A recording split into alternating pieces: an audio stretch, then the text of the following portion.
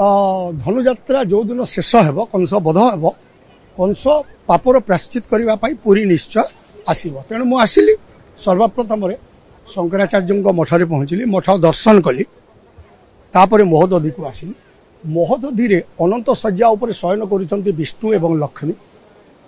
मु स्नान सारिकी पैता विसर्जन कली सूर्य को पानी आंदोलाई देली एवं क्षमा प्रार्थना कली प्रभु 11 दिन मु स्वयं नारायण को गाली करी गुलज करी भर्सना करी तिरस्कार करी असी उत्तोलन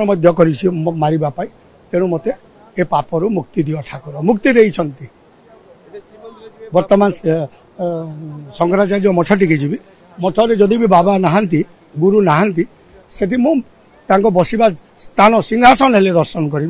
तापर जीवी जगतर नाथ कालिया सांगांत कोटि ब्रह्मांडर नायक तांको दर्शन करी दर्शन कले सेठी कौन होची भक्त और भगवान हेब अपूर्व मिलन कंस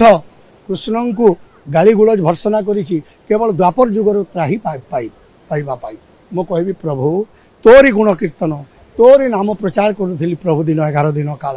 तेणु तू मते क्षमा कर दियो आखि को आखि मिसीज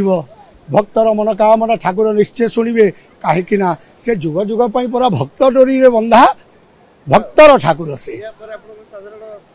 साधारण जीवन यापन आरंभ हम बार्ता से युवपीढ़ी को गोटे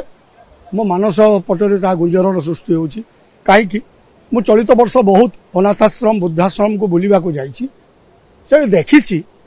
पुआ माने माँ बापा को आनिक छाड़ी दौरान वृद्धाश्रम रे मो हाथ जोड़ुची रे बापा भाई माने